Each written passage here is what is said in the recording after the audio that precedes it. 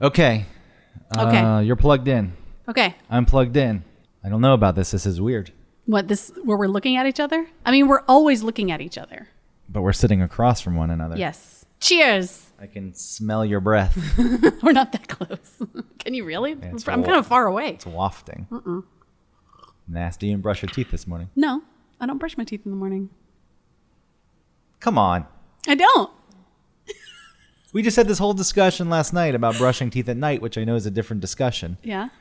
And you asked, do you brush your teeth at night? And I said, of course I do. Some people don't. Because that's the most important time to brush your teeth. I'll give you that. If you're going to brush your teeth once a day, at night is the most important time to do it. But why wouldn't you do it in the morning? I don't know. I just don't do it. I mean, It's mostly in the morning to get rid of the film that is built up overnight. which is really just on your tongue, by the way. It's Well, not on your There's teeth. still a stench. Yeah, but you eat something and it goes away. Nasty stench. The second you consume some food, the morning breath is gone. No, it mixes with it. How often do you floss? Don't matter. Oh, mister, I brushed 3 times a It day. don't matter. I brush 2 times a day. And it don't matter. Don't matter. I use mouthwash. That's the same thing. It gets in between the teeth. A mouthwash is not going to dislodge that popcorn kernel Well, that's been in there for 6 months. If there's a popcorn kernel, then a floss happens. A floss What if you don't session. know it's there? You can always tell. My mom tells a story of a friend of theirs. Man, Turn off that phone. my mom is calling. Oh, yeah, FaceTime. you just, all right, say hi quickly. Okay. Hello? Hi. Look at who's here. I Hello. know. We're recording down in the basement. We're recording down in the basement. I got closer to the mic, like you could hear that better. Should move your mom closer to the mic. Oh, yeah. What are you gonna do? I moved you closer to the mic so people could hear you. Oh, hello! I'm Autumn's mom. All right, so we're recording an episode. Can I call you back? Of course you can. Of course you can. Thank you. All right. Well, Greg, it was very nice to see you. Well, not that you're in person for me, but it's still good to see you. Yeah, good to see you. Maybe I'll see Okay. you soon one day. Huh? Maybe I'll see you soon. You will when we go to Atlanta. Oh, yeah. So in like 3 weeks. right. Yeah. 3 3 weeks. weeks. Ugh. It's taking Hi. There's my dad. forever. We're all here. Hi, Dad. All right, I'll let you go so we can do this, okay? What's the topic? How we met because we're in person. And we're answering some questions that someone asked on Facebook about us. So we're going to do that. Cool name. So did Eric come up to see you guys come up with? He didn't come up to see us. He came up for a wedding. And then we surprised him with Greg. Y'all got together, yeah. Yeah. Oh, how I saw it on fun. Facebook. I know. Aw, That's nice. that is nice. Okay. Well, Okay.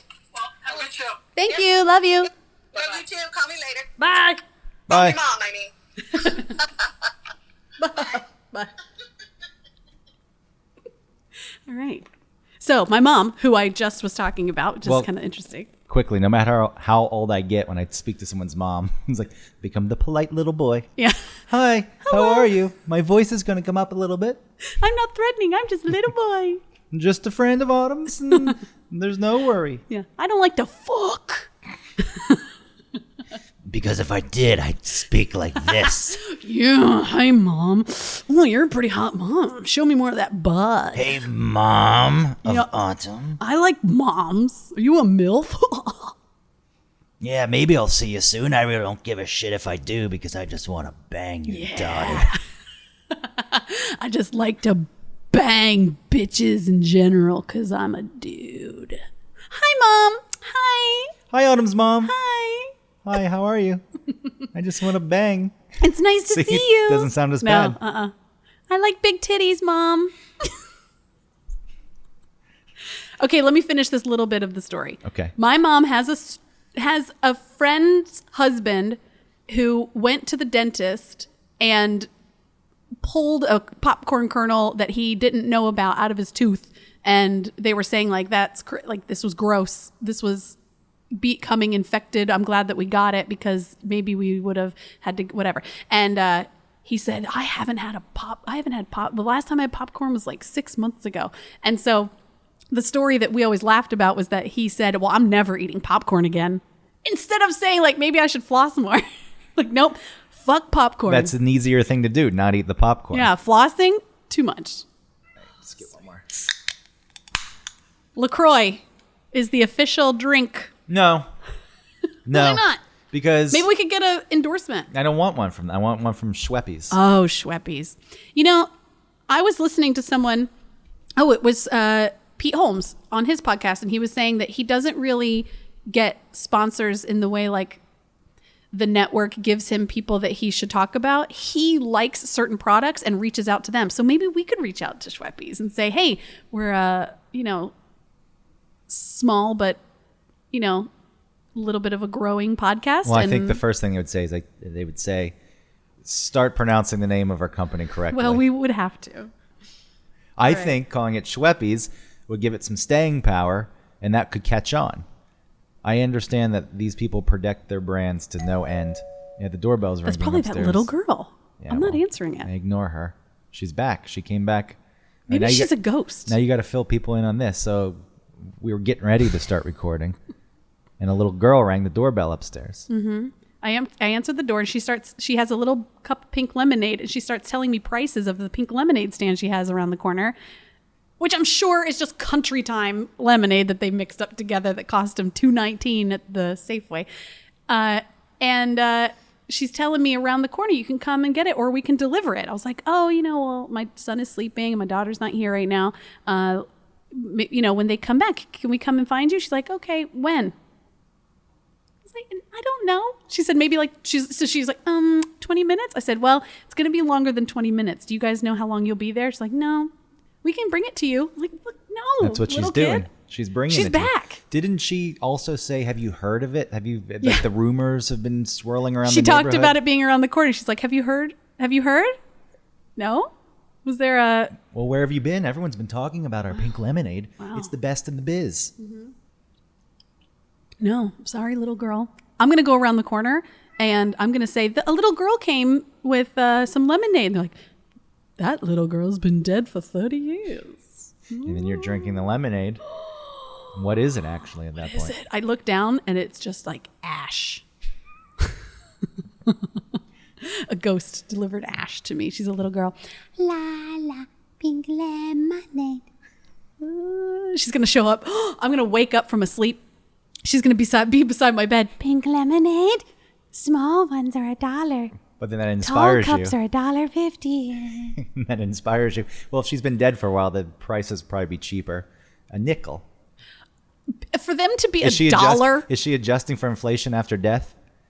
Because if she's been dead for a while, when she was selling lemonade, it was probably a nickel for the small No, glass. because and that's then like a dime. 60 years ago, not Okay. 30 years ago. Okay, fine, $0.25 Well, they shouldn't be $1.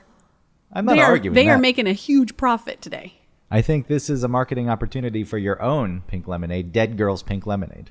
That's the brand. La la la la la. And then, I love pink lemonade. Products- She had an accident dying. She died somehow making the pink lemonade. she was dyeing the lemons pink, and it was poison dye. Oh yeah, lead based. Yeah, it was a slow death. Oh yeah, she went nuts. She was poisoned. Slowly poisoned. But you know how these companies put their stories on their packaging? Our backstory, Pepperidge Farm. In 1843, the Pepperidge brothers opened a farm. And that's not true. Yeah, But- think about what's that? I remember our old country home. Yeah, so you could put this backstory. That this little girl who died horrifically, Yep. and how she showed up at your house. a little girl, I used to be alive. I made pink lemonade. That's the jingle. Yeah, it's like the Bluebell. It's a long story. You're into it. I dyed my lemons pink with lead-based paint, and I slowly went insane. Dead girl lemonade. The sweetest dead girl lemonade you can get for $1.50 for a large cup. In this life or the next. Ooh, the best lemonade in this life or the afterlife. There it is. Dead girl's lemonade. This was very productive. This pre-show is really. We should do the shows together more often. I agree. So I feel like the ideas flow a little more freely. I agree. So how do we make that happen? All right, so that's like every weekend. We would if we really were going to do that, we would spend, how much did you spend on the train to get here? Was it 80 each way or was it? $77 here, Okay, so it was the same. and then 80 something back. 86. What is that?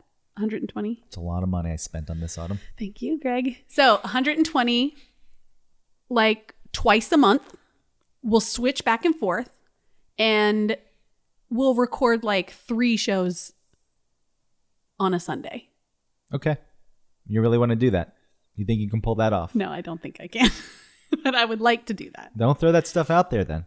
How about once a month? Then do 4 shows in one day? You know how that goes. That's a lot. I don't even think 3 in one day. Yeah, that would be tough. I do like doing it 1 in one day. We could do it. We could take an hour break in between.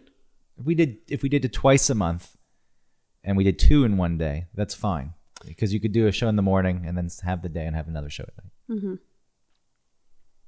We put a lot into this. Yeah. This isn't us BSing. No, I know. I like that idea. This is our soul. It is very important to me. We put our souls on the line. This isn't like some other podcast you may listen to that I won't name, where it's just people effing around. Yeah. It seems like there's a lot of effort put in, but how much content does that effort have? Yeah, don't mistake. It's like, I've been lifting weights all day. Here's a pencil. I've been lifting. It's my weight. Yeah, or I've been doing curls, which are the biceps are not that important. That's So what are we? We're the what are your leg muscles called? which ones? Quads, These up top. hamstrings. No, hamstring. Yeah, Is that a muscle? yeah. It's not a string. It's The not a hamstring. ligament or something. You got the hamstring. muscle. Okay.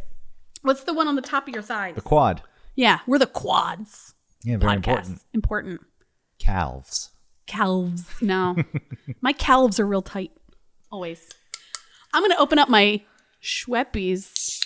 I love a Schweppies. Listen to those bubbles. Let me tell you about the Schweppies. You leave the cap off of Schweppies. You have a can of Schweppies. You leave it open overnight. The bubbles are still there in the morning. I have not come across that with any other seltzer brand. No, they all go flat. Especially something like a LaCroix left out. The next day you're drinking it. It's like, In 5 minutes, it's flat. that's true. Well, okay, so even then, you're drinking it flat. It tastes, the only thing that helps LaCroix is the bubbles. Because without the bubbles, it tastes like a lemon farted in the room. Which is also a variation of Dead Girl's Pink Lemonade. Lemon farted in a... Once we get established in the market It's a little more rock and roll. and we start putting out different flavors. Yeah. So, okay, let's also talk about where we are. We're in my basement, And which there's is a cat. There's a cat roaming around, opening cabinets. But the cat's in there, right? Well- You're going to close the cat into the... No. Squirrel. Come on. Squirrel, get up. Okay, there. Don't go in there, squirrel. Dead Girl Lemonade. What a perfect way to say, I hope you don't die today. Like me.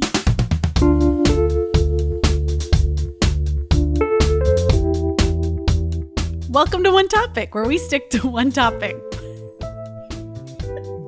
What's your name? My name is Autumn Fisher. My name... I was trying to press the gas. It wasn't happening. My name is Greg. Us? Try it again.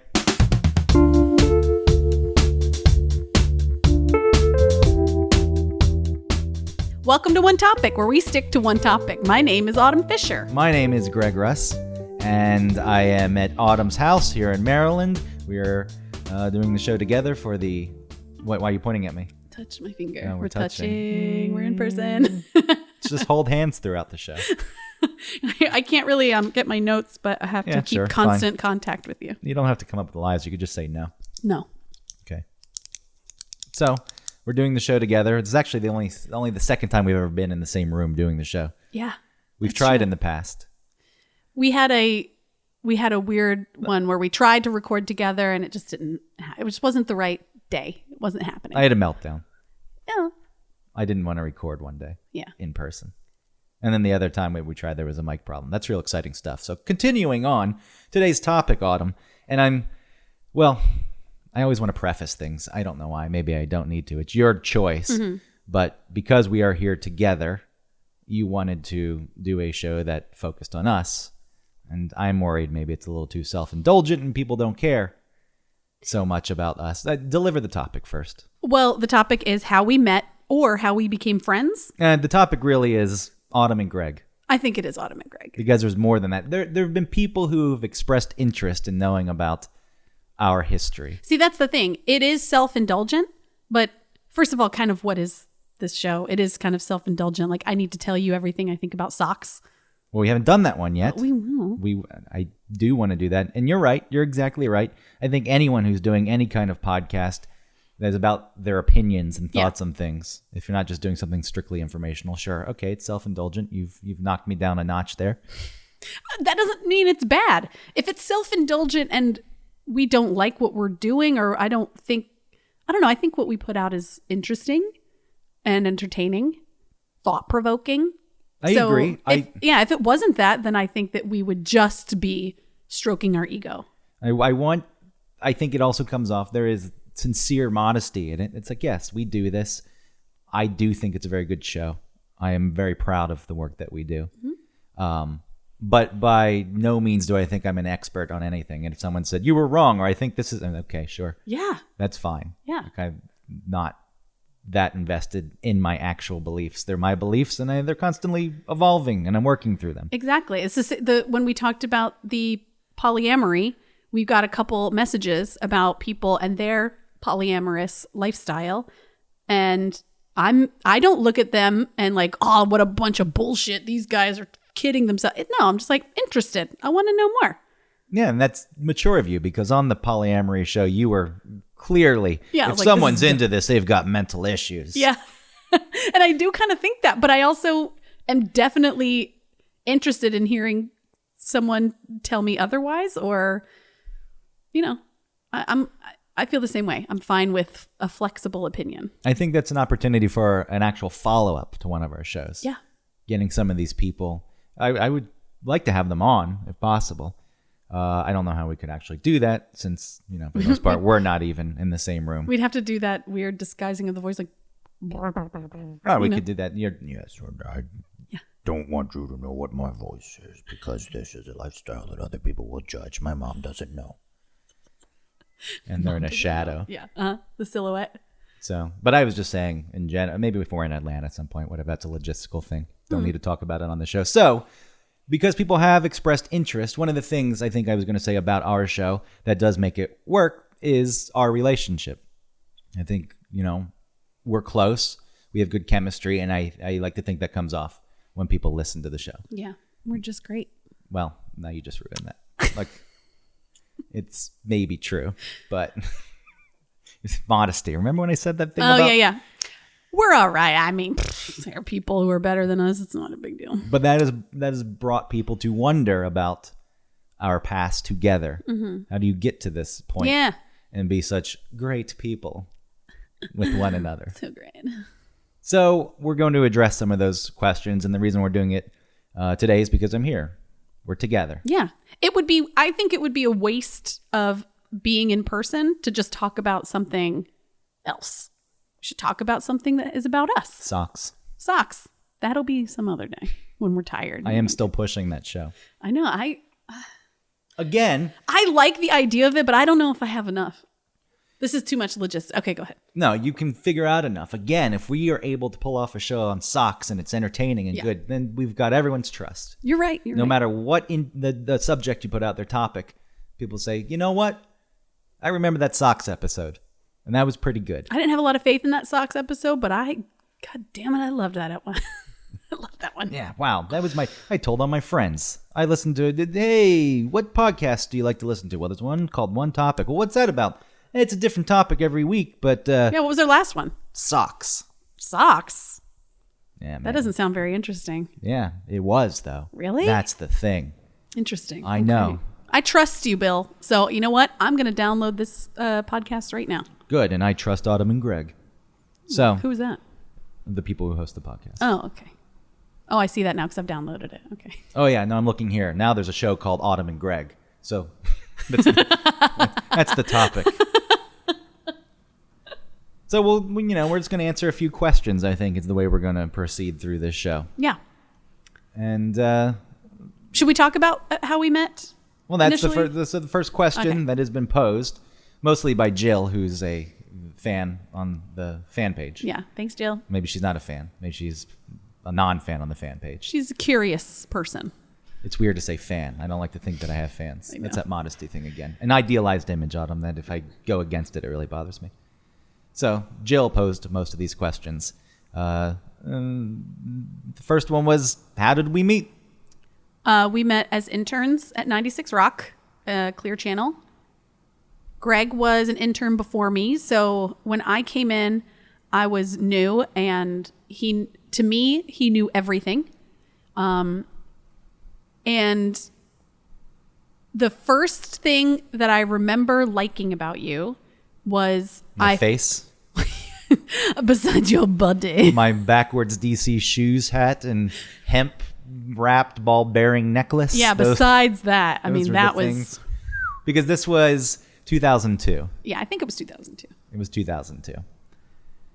So, Oh, I followed you into a production room because I was watching you, I don't know, edit or just like shadowing you, I guess. And you went in the room and you made lots of weird sounds and were like yelling super loud. And there's just something about you being so weird. And I loved it because I do love like a weirdo. I loved that you were, you were like, you know, like stuff like that. And then like while you're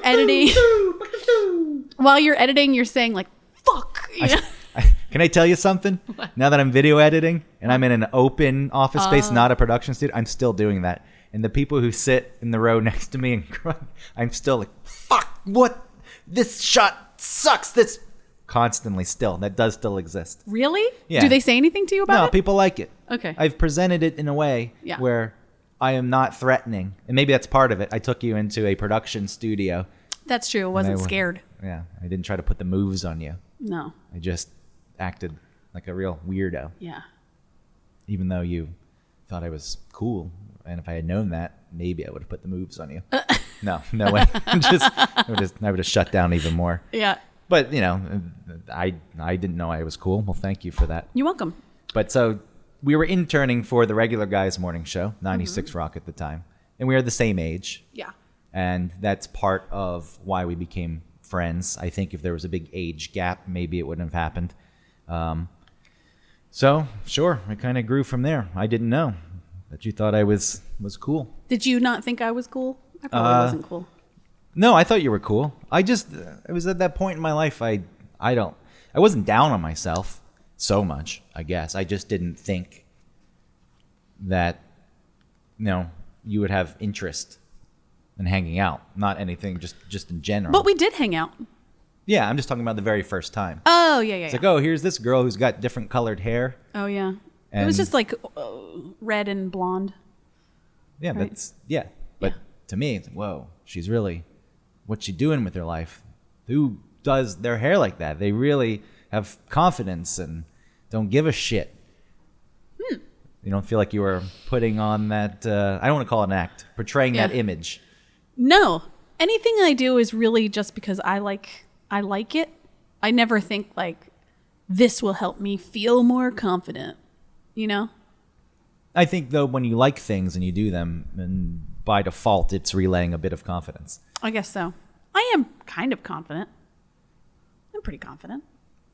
Yeah, you sure about that? You Yeah. confident about you being confident? Yeah. Especially in situations like I feel like I can kind of turn it on a little bit, you know? Like a little, I don't know, be a certain way. Okay. So I can, just like a waitress, right? Like a waitress can read the table and say like, okay, these people want to be left alone or these people want to have a little party with you. They want you to be like the cruise director of this table. You can decide that. And I kind of feel like I can decide that in a room. And so, yeah, I think I'm able to adapt in that way. So I think that might be the confidence part. Well, I'll tell you this right now. I think if there was anything that annoyed me about you, Yeah. we're jumping ahead here, was when you turned it on. I was like, why is she putting on an act? Really? Yeah, there was times like, oh, Autumn's doing this thing again. Yeah. It wasn't like a nasty annoyance. Like I didn't dislike you. It just seemed. I just thought, why does she feel like she needs to do that? But this is after establishing a friendship. Going back to to us first meeting, I think quickly, there's initial impression, which is not even speaking to someone, judging them on their looks, which I know this is not any great insight. Don't judge a book by its cover, but everyone does it. Yeah. This happens all the time in online dating. You see a picture of a person, especially if it's something like Tinder where there's no real bio, and you just create this whole story about who they are. And then if you meet up with them, that doesn't match that. Yeah. And for a lot of people, that throws it off because it's ridiculous to think that you've got a person pegged based on this picture alone. But that is what happens. People do form ideas. And with you, I feel like maybe, I'll say maybe there was a bit of intimidation. But quickly that dispersed because you said I acted like a weirdo. So obviously I felt confident and comfortable around you to an extent. And you're a weirdo yourself. Yeah. Am I a weirdo? You're a weirdo in your own case. I mean, it's a very broad definition, weirdo. Yeah. I had a very hard time for a very long time being called a weirdo because the first time it was ever thrown at me, I was a kid and I was just being myself. I don't know what I was doing, and someone said, "You're weird." Yeah. And it really hurt my feelings. Yeah. I think being a weirdo is cool and is fine unless you're like a real, like a deviant weirdo. That's different. But to call someone weird is different than being a weirdo. Calling someone weird is like instantly putting this end to whatever sort of interesting or creative thing is going on. You're weird. Yeah, it shuts it down. Yeah. Whatever is happening, you're exactly right. In that moment, done. Yeah, it's a total rejection. You're weird. I like to think quite often people look at me, you, whoever, give me anyone, say you're weird. And I would like to say, what's weird to you is normal to me. What's normal to you is boring to me. Because really, I think in this case, what we're talking about being weird is not conforming to just the way people think they're supposed to act. Yeah. This is what normal people do. So maybe some people aren't acting. That's just the way they are. But when you make noises for no reason, like you have a case of Tourette's, then I guess it's kind of strange behavior. See, that's what you were doing without the Tourette's. Yeah. And at the time, it tickled me endlessly. I just loved it. And,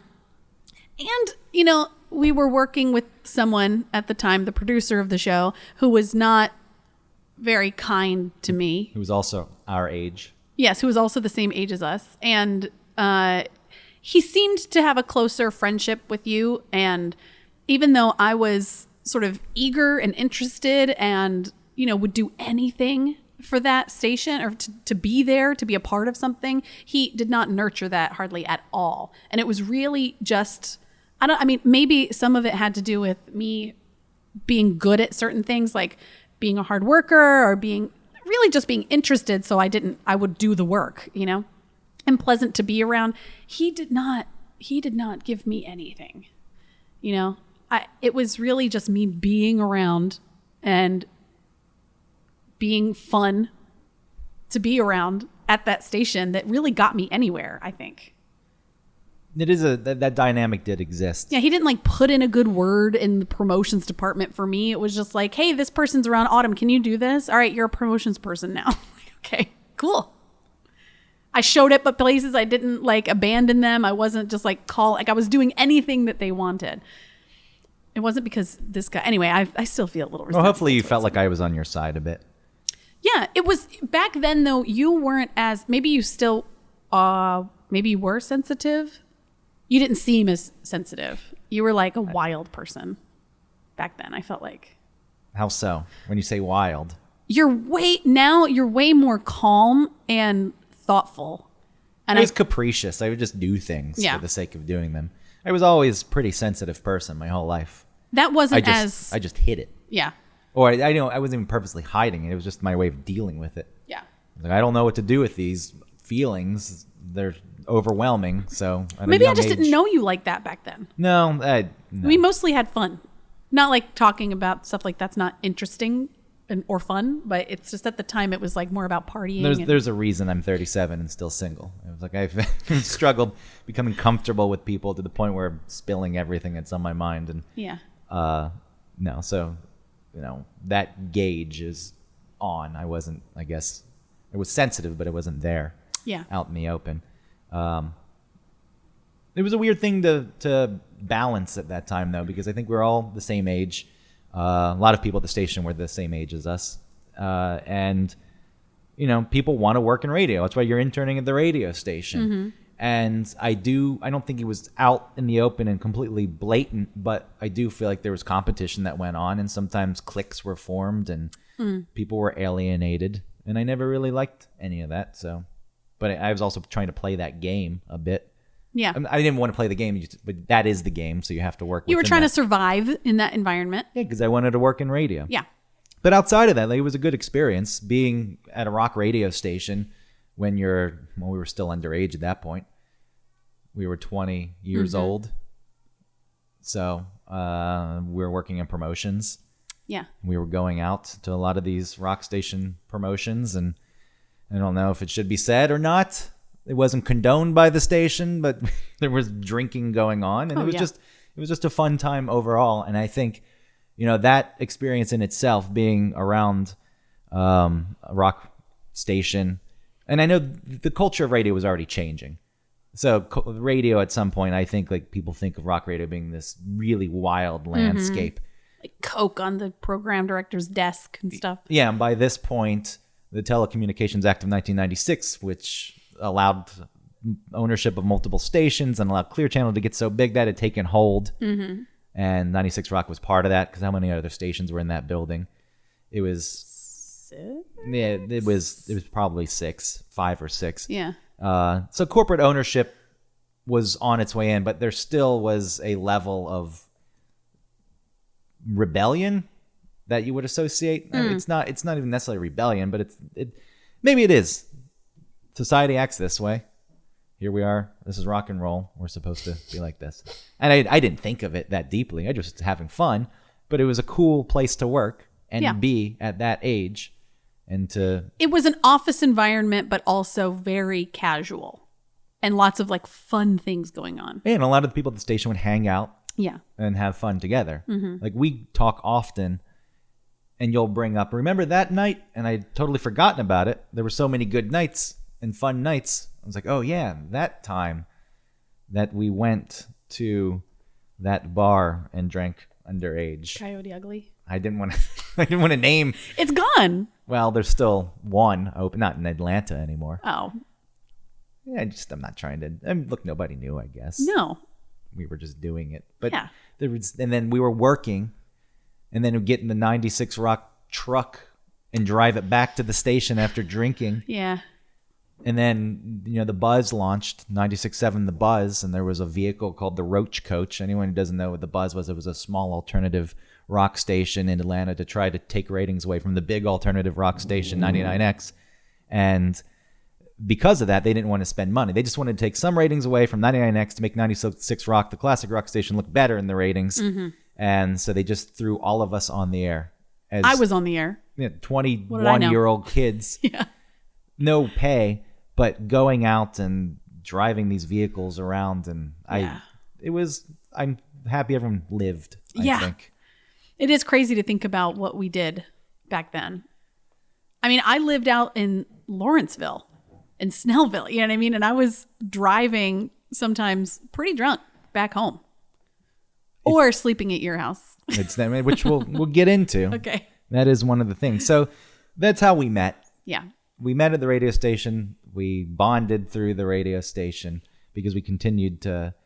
When was the first time I went to your house on Collier? I don't know the first time. I don't either.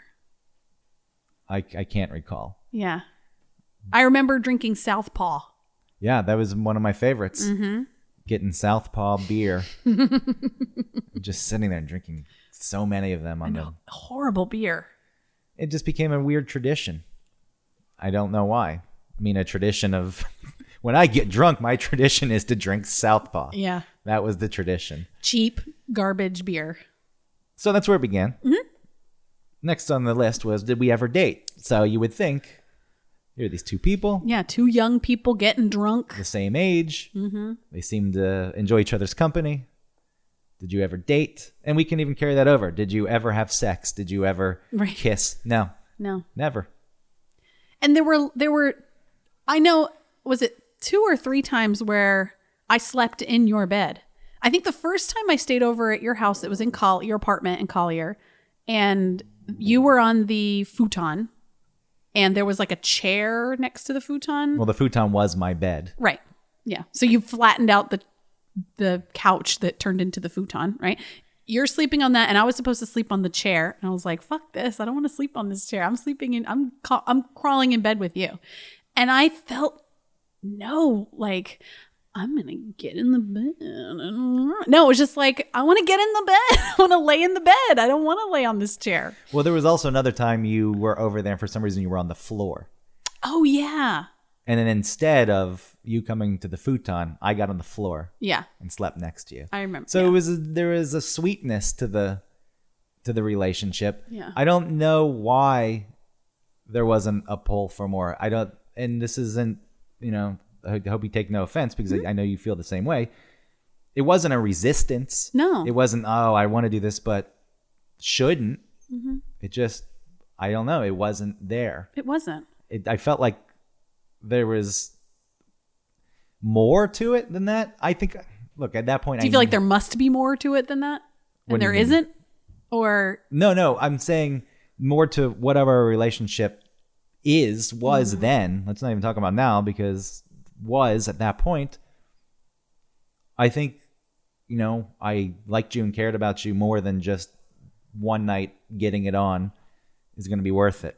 yeah, And- I didn't think about it that far ahead at all. I didn't either, but I'm trying to subconsciously, there's always reasons for things. And the attraction that could be it. There just wasn't that attraction there. Yeah. And that's why it didn't happen. But I do feel like there was a sense of like, I really care about her. And this to me means more. It's like, hey, we'll just sleep next to one another, which is Yeah. a very vulnerable position to be in. Yeah. And we're going to go unconscious next to one another and trust that nothing bad's going to know. happen. Well, I mean, I trusted you not to take advantage or anything. Like you never gave off like a creepy, even just like a normal sort of man type of thing where it's like I am vulnerable because I'm a woman and I'm drunk, and then you're a man and you can't help. You almost, I guess that's a pretty like troubling thing to think. Like he just can't help himself. Yeah, that's bullshit. I've never bought into it, not for a second. Yeah. Well, that's the way I guess I'm thinking now is that When I say it's bullshit, that does exist, and women do have to think about things like that. right. And that's That's true. a shame. Okay, so it does exist. It exists. When I say it doesn't exist, I'm talking about a guy saying, I'm a man. What do you expect? That's the part I don't buy into. Yes. To understand though that is there, that biology to push sex, not to push sex like come on, do it. No, but like that drive is there more for him than it might be for her. That is real. So that is something that women do need to think about, and men probably need to think about. That is, yes. Again, just to be aware of their own bodies. But we what that means. are thinking creatures who are capable of making choices. Right. And to say, I couldn't control it. No, I know what you mean. No. Well, what I'm saying is I didn't ever have that thought about he's going to try and push some sex on me because I'm going to get in the bed. I never thought that you would do that. That's important to me. Yeah. In general, I think being a man, I've always felt as though there's a responsibility to actually make women feel comfortable because I know what dudes do. Mm-hmm. I was around like high five, got men wanting to get high fives because they had sex. I was like, who cares? Yeah. You had sex, good. But it doesn't, in my mind, You didn't achieve anything. no, it doesn't make you any greater of a person. If anything, it's less right now because you want some acclaim for it. Yeah. So get out of here. Yeah. Do you think like Beatles go around like high five each other? Yeah, do you think That squirrel like goes and high fives his friends? the praying mantis, he wants to high five his friends, but then she kills him? Yeah. After- Oh man, I wanted to tell Jeff. Nope. You're done. Out of here. The bug's legs do move a little bit after, so maybe the female leaves one of the legs and just waves. Maybe she So brings the leg to his friend Jeff, Yeah. and they're like, "Hey, Jeff's dead. It's because we had sex." And then she beheads the friend. Yep, just because. Good. And that's the way. That's one of the things. It's a shame that men are physically bigger than women. Yeah. If men were still more sexually driven than women, but smaller physically, it would change everything. You think so? Well, because the man could try to come after you. I need to have. I can't control it. If you're physically bigger, Yeah, just, Just- like kick him to the side. get out of here. I think that's, and we've talked about this before, that's what made us able to be closer friends, because the sex part wasn't there and never happened. So that way we don't ever have to worry. Well, it could have messed things up along the way, or we could have just ended up where we are now. But the gamble of whether that would have happened or not, whether we would end up here right now, might be different. Yeah, and I don't even think there was a long play in mind. Like you said, No. you weren't thinking ahead, and there was a point that we drifted apart, and we were not close. It's not that we didn't like each other. No. Just I moved to New York. You were living somewhere else. If you were in town, I would. It wasn't like, well, I'm not going to talk to him. You know. But there were times I would come back to Atlanta, and I wouldn't say. see you. Yeah. And it just And that probably was a message to me, like, oh, all right, he's just not. But I never took it like he's not my friend anymore. It was just like happening, just like in the beginning. It just what the sex part wasn't happening. It wasn't there. And then even when we weren't friends, I didn't invite you to the wedding. I never thought about it like I'm not inviting. Right? It just wasn't. and I don't take offense. Yeah, it just wasn't there. Because that was not our relationship at that point. Yeah. It just wasn't. Our in relationship contact. is like just existing. You know what I mean? That's a really cool thing. No, I feel like we're not having to work on anything. You know, it just is existing. Yeah, we'll get to this in a little bit. Maybe Okay. there's a little bit more work now for reasons, because one of the questions Yeah. is just, being close and being Sure. the opposite sex who's attracted to the opposite sex Yeah. is, something that people are curious about navigating, and that's later on down the list. So, Okay. but yes, Stay tuned, everyone. your point Don't scrub ahead. your point is taken. And outside of sex, we didn't date. I knew if we ever dated, that would, and I stand by this still to this day, if we dated at any point, look at my past. Yeah. None of these relationships have lasted. You would have really, I think, disappointed me, right? I wouldn't Because have you would have known. pushed me away, kind of thing, and I wouldn't have known how to handle you. yeah. But I'm sure I would have. I was a pain, more of a pain back then. I think What's we- wrong? Yeah, we certainly would have fed You're like, into nothing. into each What's other's wrong? Greg? Nothing. worst impulses. Yeah. I would have made you more anxious. You Yeah. would have made me more avoidant. Oh my god! And then your avoidant would like kill me because I wouldn't be able to like unlock that lock. I don't have the key for you, and I'm trying to all these different keys. Like I'm trying to figure it out, and I wouldn't be able to because you wouldn't do it. And the probably. key would have been to leave the door alone, and I would have opened it. right? Because ultimately, Oh. what happens Does a too? tree fall in the woods if there's nobody there to hear it? Well, ultimately, what happens is then, Hand clapping. if you're feeling bad because I'm being avoidant, I'm aware of that, and then I feel bad that I'm making you feel bad. But it becomes this layered, convoluted thing. But there's no escaping it for me when that pressure is there. Yeah. I that's something I could not handle. And I could not leave it alone. Now I am better at like, okay, let's let everybody process what's going on, and then we'll come back together and solve whatever we're mad at each other about. But back then, no, we have to. This wound is bleeding. We got to sew it up, And you're like, no, it just needs to coagulate on its own. Which I don't fully believe anymore either. Like there's Sometimes though, you need to be left alone. Yes, Not just what you, I'm but anybody. saying though is sometimes you don't need it to coagulate on its own, but it does need to bleed a little bit Yeah. before you fix it. Yeah. You can't just immediately stop the bleeding. No. So both ways are probably not the best ways Right. to go about it. So I think somewhere, at least in my mind, like if we date, this is not nowhere good. Yeah. It goes nowhere good. So we never crossed that line. And then one of the other things, we can wrap up this question, is you did have sex with a lot of people I knew. So that was, Well, we ran in the same circles. yeah, I'm not judging you for it. I'm not, but in my mind, like it's not a lesser thing. Let me put it that Yeah. way. Oh, I think less of her now because of that. It's just oh, well, I know that Yeah. this person, and she's been with this person and this, and now I would just overthink that. Yeah. If the situation ever came up, I would think of those people instead Yeah. of being in the moment with you. Yeah. That's what I bring that up for. I never once judged you for any of it. Yeah, when you bring it up, I do feel a little embarrassed. But then also, I feel like I was in my 20s. Shouldn't be Every embarrassed. once in a while, I was single and I would like flex that sex muscle and see what that was like with other people. And then, that's fine. You're allowed to do that. Yeah, that's perfectly fine. Yeah. It just so happens one of them was my best friend at the time. Another one was older guy at station, but who I liked. Yeah. Who else was there? I mean, you dated Tim Andrews. Tim. Yeah. There was a promotions person. Yeah. Who else was there? Nobody else. Yeah, that's fine. We don't need to actually go through it all. Yeah. Maybe there was more. Maybe there wasn't. No. But look, those people, Yeah. they're not around. Well, Tim is because the radio show.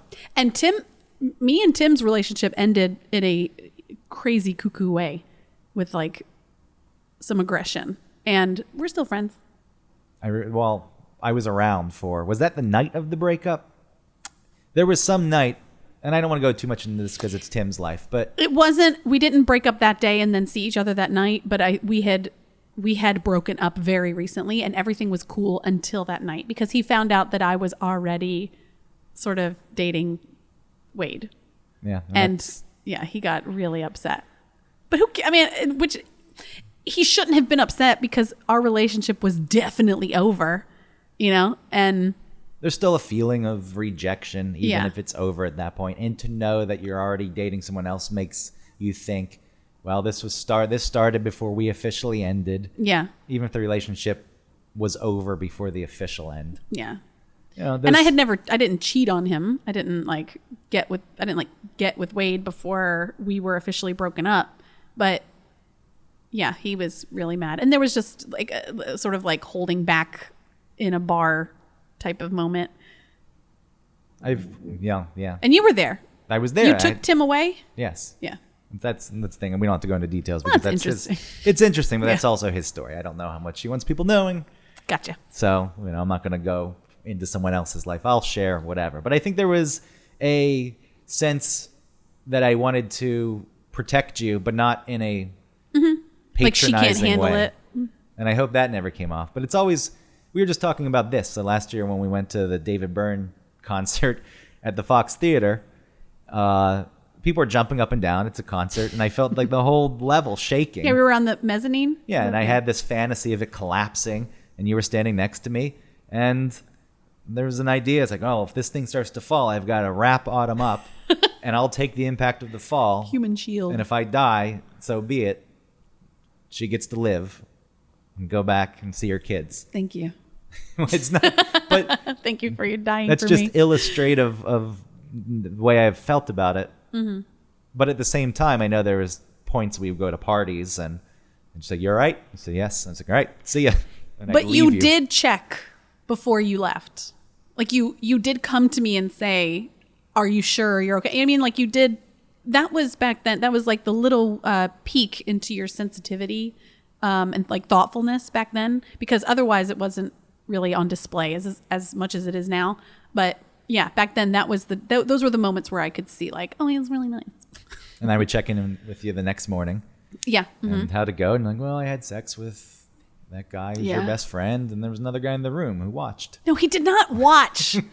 He drunkenly stumbled into the room and laid next to me, tried to make out with me. I was like, go, get out of here. I guess there was one night though left. when you were trying to get to my apartment. Yeah. And I didn't answer my phone. I was asleep. Yeah, I was trying to get through your gate, and someone someone else that night said, if you run into trouble, just give me a call. I'll help you out. And he came and got me. And then I was like, oh, let's make out. Well, there you go. Yeah. So But you know what was nice about that? That person is like a, semi-notorious, like ladies' man kind of thing. And there were a lot of like bimbos around the station that, report, maybe had sex with him also. But it always seemed like he was the predator sort of in those situations. And I felt like I was the predator in our situation. So I feel like at least it wasn't like he was trying to make a move on me. It's like I wanted to make a move on him, even though we were just drunk. I was drunk. it's empowering, though, the role reversal. At the time, it wasn't empowering. It was just thinking about it afterwards. It makes me feel a little bit more comfortable about it, because it wasn't like, oh, I shouldn't have done that. Like, he really kind of pushed it. Like, no, I was in charge. I did it. If only I had answered the phone. Yep. Wouldn't happen. You could have just rolled under the gate. You're right. I probably was excited. Like, oh, I'll call that person. Wow. You're living the life. You're young. So, yeah, I hope it's never come off. Like I very well know that you're able to take care of yourself. Yeah. Just because you're a man and I'm a woman doesn't mean that if you offer help that you think I'm weak. You're just like worried about someone else. That's all. But I've always felt that pull with you more Oh. than I think other people. Yes. So that is something that plays into our dynamic. Fit it into the puzzle however you wish. I wonder why. Why is that? I'm not going to waste time trying to psychoanalyze it now. Okay. If you Next really want question. an answer, I'll figure it out and I'll let you know. Okay. How close are we now? I think it's pretty obvious. So close. Yes. And we've only gotten closer since. Yeah. So coming back into each other's lives, I'm trying to remember exactly when it was. So obviously the Von Hessler Doctrine, which started as the podcast in the basement, I was in Atlanta doing that with Eric. You were part of that. So we were back physically around each other. But I know that you were doing some test shows with Eric at some point, and we were talking because I remember listening to one, and I think I wrote you and said that you sounded good on the show. And that was before I even knew what the future of any of this was, and I didn't know I was going to be in Atlanta. So I do remember when we got back into each other's lives. So just so it's easy to follow along, it's like we meet radio station days around 2007. That's when I moved to New York. Okay. I think it was already starting to die off. Yeah. Our contact, and then several years go by. 2013, maybe 2012. It was somewhere around there, but I just don't remember why we started maybe speaking. Maybe it was just very little. You showed up at, you were in town and you came with us, or maybe you met us at that weird recording studio place, remember? With Eric and maybe Albanese. Yeah, Michael Albanese. That was the early incarnation of, but I feel like I had You weren't listened. staying in town back then. No, I feel like I'd listened to an episode of that, though, and that's Yeah. when I heard you, and it's go, Autumn. Yeah. So maybe that's all it was. I was excited to see you back around anytime that you came back. I mean, we were in contact before, after you moved to New York, because you would come back, and I remember talking with you outside of Top Fleur, is that restaurant, and you were I was saying like, I'm kind of single right now, but I'm already dating someone. I want to be able to date. You're like, no, we're not those type of people. We don't do that. Not like as an insulting, like, oh, we don't do, more like, no, we're just not that kind of person. You just can't like, we can't spread our attention out like that to different people and not just like date one person because Ultimately, if you are single and you start dating multiple people, you're gonna like one more than the others. right. And that's what happens. And then you're like, why are you yeah. So you said that and it almost gave me like, oh, you're right. I really am not. I want to be that person, but I'm just not. So yeah, that was somewhere after you moved back because you were back in town visiting. Oh, I never moved back Oh, I'm sorry. officially. Whenever you had I was come just to in Atlanta town to for- visit. Yeah. So See how defensive I get? I never left New York, and I would never leave New York. I never will. So when did you come back to help edit the movie Scarred But Smarter? So I would come back to help edit. That was the documentary that Eric Von Hessler did on the band Driving and Crying. I would come back to edit that here and there. That goes all the way back. I feel 2010. And when he would, That's when that's when you talked to me about dating, because I was starting to date Travis like instantly. And you're like, no. okay. You So, can't date. but then it was okay. Then, but I came back Yeah. to finish the edit, and we did the podcast in the basement in January 2014. 14. Okay. And then so we started getting closer then again. I feel like I never really knew you until we started coming back together for those live shows for the Von Hessler Doctrine, doing the live lounges. Which one in particular? Was there something? Was there a moment? I don't think I knew myself. Maybe not. Here's the thing. I used to think I was so self-aware. I'm a very self-aware person. I realized I was just self-centered. There's a difference. I was always thinking, What's the difference? What in your life, how does that mark as different? self-aware is your place in the world, how that is having an impact on other people, what your presence can bring to other people, how it can change situations.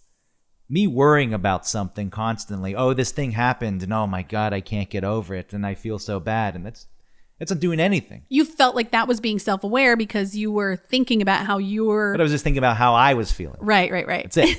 It's the only thing. Yeah. So that was just self-centered. And I feel like there was a shift, or a beginning of a shift at some point. Yeah. And I was able to express myself more clearly and better, and to understand people around me and how I had an impact on them. I think it all clicked right before we recorded our first episode of this show. I think before that it was the same, like, oh, he's calmed down more. He's texting that I love you, which is great as a friend, you know, like all of a sudden Greg's going through something where he's feeling open and he can be honest. And I'm all about that, you know, like whenever you're ready, I'll be there to catch that. I like that. And that's with like any friend. And then I think it really clicked when I was in town, you were in town. We were trying to get this podcast started. We weren't even sure what exactly it was going to be yet. It was that first episode that we recorded. It was before that. It was the night before. And we were like not synced up. We kept saying like, let's meet up and we'll meet up and then we'll meet up and then we'll meet up. And then I never contacted you in time. And then it just wasn't happening. And then I was annoyed that night. And you came and found me, and we talked about why I was annoyed. And the way that you approached me about it, I was able to take the emotion of being annoyed out of it and just communicate with you and tell you that I was annoyed, because you didn't give me a sign like, if whatever I'm going to communicate with you is going to hurt your feelings. You weren't giving me that. You were like, what's up? You know, like, tell me what's, you know, and I was like, yeah, I was annoyed. I think maybe you even asked me, like, were you annoyed or whatever? I was like, yeah. I felt safe enough to open up to you and be able to tell you exactly my feelings about you. And you took that and you understood them. And then you also told me, like, well, you didn't text me. And I was like, you're right. You know what I mean? It was like, snap, done, easy. Well, the first step of that, and I agree with you that that was a big moment in us progressing. Yeah. In our relationship, but a big part of that is you were annoyed. I'm very aware. I'm not dismissing a person's feelings. I like to operate in logic. I want to talk about things reasonably. Mm-hmm. And in the past, that was a big part of dismissing emotions. Like, get rid of it because this is muddying the waters. I want to talk about this thing logically. But emotions are very valid, and to dismiss a person's feelings immediately, you're getting nowhere. Yeah. And it's not even a game. It's not just, oh, well, here's a model I am following. Here's the list of rules. Do not dismiss person's feelings. Yeah. No, it's understand the feelings. They're feeling that way for a reason. Acknowledge the feelings. It's intertwined in a logic. Don't get defensive about it. Even if you're the cause of a person being annoyed, trust that they're reasonable enough to not hate you forever. Yeah. That's an anxiety thing. It's like, well, I made this person upset and I can't, and that's another self-centered thing. But the moment I was able to stop making everything about myself, I could look at a moment like that and say, okay, well, she's annoyed at me, and that's okay. Right. To have negative feelings towards me. And Yeah. then to move on from there and then not dismiss you. Just have a real conversation about it. Yeah. Because if we hadn't, or when you dismiss someone else's feelings, it only makes them want to defend those feelings even more and maybe makes them bigger than they are. Because if you just validate the feeling, it shrinks it almost. You're like, yeah, I was annoyed. Instead of the person having to defend why they're annoyed and, So that really, I think that changed everything. It's like, oh man, I can really trust this. Because that night I was thinking, I was writing down in this book different names of the podcast because we didn't even have a name yet.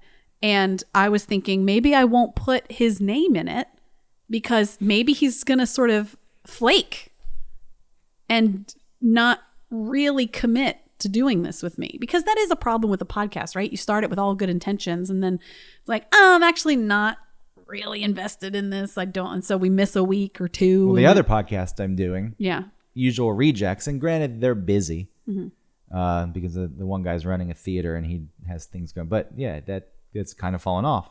And I think that does happen with quite a few podcasts. And I wanted to make sure that if we did this, that wouldn't happen. That was a big thing I had to come to terms with. See, I wasn't sure about that yet. Well, that's why I was because hesitating. you could say anything, you could tell me all day that you're interested and you want to do it, but then when it comes down to me trying to squeeze a time in for us to record, I felt like it kept getting pushed off, and you weren't really because you in that conversation you were able to tell me that you were trying to reconcile your feelings about you being on a podcast. Remember, you were saying like, why am I important enough? Like, who am I to give my opinions? It's the same thing that we opened this show with. I was like, is this too self-indulgent? Right. Every preface you make in every single podcast. No, that's a big thing. Yeah. That's always going to exist with me. I do have that fear. I don't even know why it matters. If someone thinks that I'm full of myself and like, who the hell do you think you are doing this? Why do I care? Yeah. But that was a hard thing for me to sit with. The idea was, I don't even think that. I think that I can do a good show and do something entertaining, but like that's not real. That's not who I am. But now, I've worked through that. Mm-hmm. I still feel that way, that I don't think I'm special. Right. This is just something that we do, and I really enjoy it. It means something to me, and hopefully it means something to other people. But you saying that you don't feel special, I feel like if someone truly, really felt that they would be like, well, I don't know. It's just, I guess this could be true because, I don't know, socks are okay. You know what I mean? yes. You have to feel like your opinion is meaningful or interesting to be able to come up with, of course. Yeah, all the content. Yes. There's, that is part of it, and that's part of the internal struggle with doing something like this. When you don't want to be a certain way because you feel like a value you have is humility. Right. And modesty. But then you do something that goes directly against those things because you are putting your voice out there.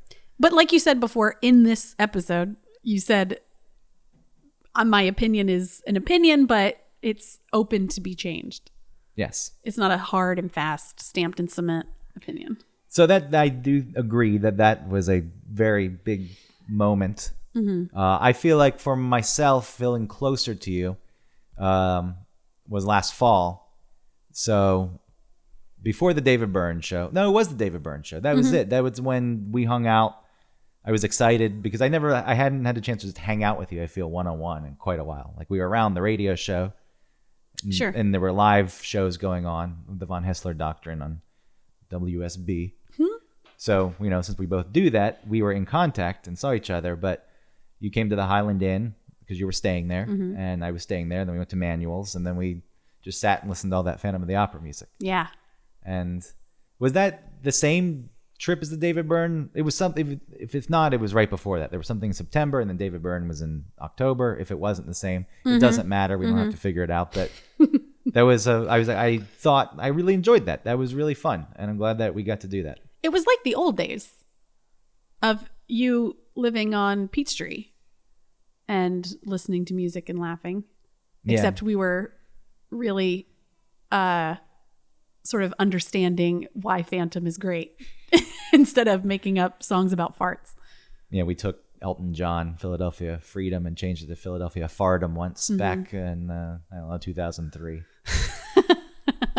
It was fine. That was fun. Yeah. But this was bonding over something we both actually liked too. Yes. So that happened, and then there was the night that you brought up in December before we recorded our first podcast. And then I think starting the podcast, going from there, it just snowballed. Yeah. Because this is a very intimate show. I've realized that I am not as honest as I thought I was. That's just okay. just realizing the person that I project myself to be, I think is the same as who I actually am, but maybe sometimes it's not. And everyone does that. Yeah. I do it. I think that I'm doing a better job of putting everything out there realistically. But yeah, there's always going to be things you hold back or you don't say, or for whatever reasons. Yeah. The reasons we've gotten into on other shows. That does still happen, but now you're aware of it. Yeah. And if it's something that bothers you, awareness is the first step. Yeah. Well, sometimes your honesty is different than my honesty. And I want to get to a place where my honesty can be as honest as yours. Well, thanks. You're welcome. It's It's mostly there. Most of it is there. No, They're just yes. like little things about me that I don't reveal that maybe I can figure out a way to reveal them and be more comfortable with that. and if you want to reveal them, And if I want to, and if I'm find like a balance, just because I think it's a new idea about myself at 37 that I've realized. it's never too late to get there. No, you're right. It really isn't. A lot of people don't even ever think about such things. Yeah. But harboring things that you feel ashamed by, and this was addressed in the secrets episode, so we don't have to go too into it, but is something that can be poisonous Yeah. over time. But if it doesn't have that weight, then you don't necessarily have to share it. Right. It's, you make the decisions, but I think one of the big things is a fear of judgment. It's like, if I do this, then what are people going to think of me? They're going to think different of me. Maybe some people will. Yeah. But the people who care about you won't. And if Right. they do, then they didn't really care about you. Are there more questions? Yes. So, talking about how close we've become, how does this friendship impact other relationships? Yeah. And when you were saying before, it's always been easy to just Yeah. have a friendship.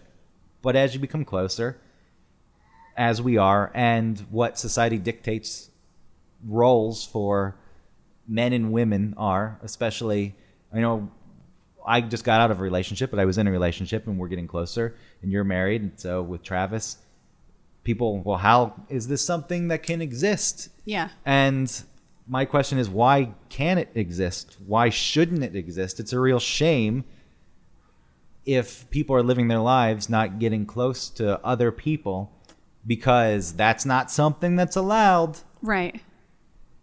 But it does require navigation. It does. It does. I think our relationship is good at existing, but there is some sort of maintenance that I do between Travis and I about our relationship. Not like tricking or anything, but just to if you were a woman, I wouldn't feel like he should see examples of our friendship because there's no threat, and there is no threat to Travis and my relationship. But I feel like there needs to be just like a little bit of something to show Travis to like make sure that he's comfortable with it. And because I don't want to disrespect our relationship or his feelings, no matter what they might be, whether they're valid or not, or I guess that doesn't even matter. It's just whatever he might be feeling. So there is a little bit more of like checking in with him. Like, is this cool? Are you cool with that? Like, and one, I think it has to do with our relationship together, Travis and I, that I'm not unhappy in my life. I'm not unhappy with our relationship. And so it doesn't, maybe if there were problems in this relationship with me and Travis, then maybe it would be like a little bit more suspect how close we've gotten.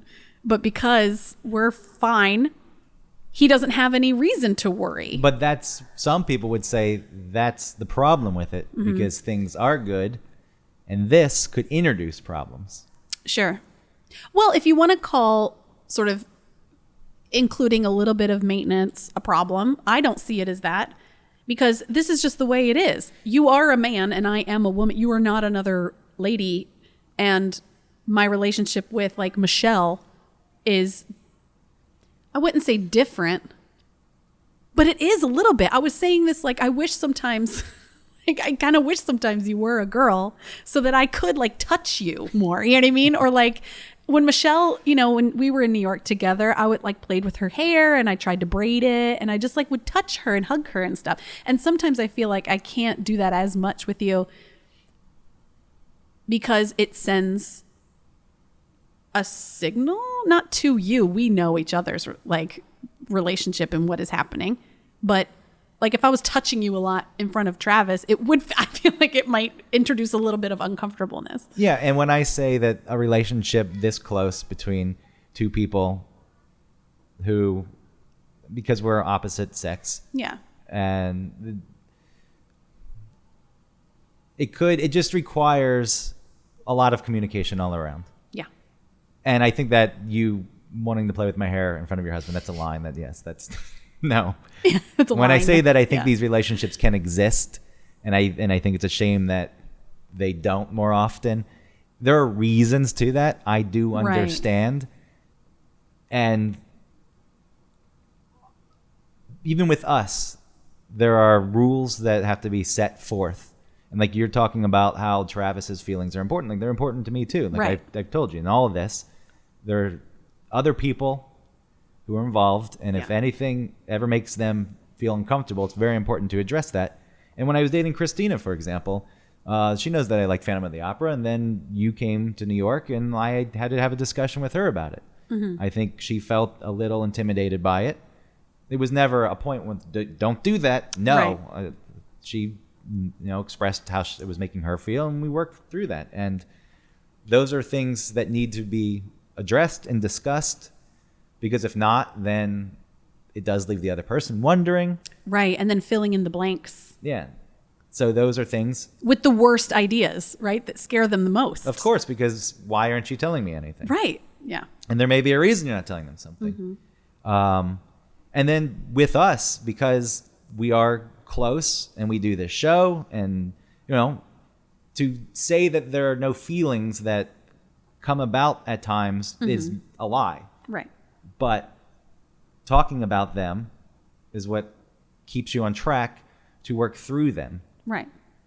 Because again, we all know what the options with this are. Yeah. It's like, all right, we are friends. What do we want out of this relationship? Well, there's one thing. It's just to stay close Yes.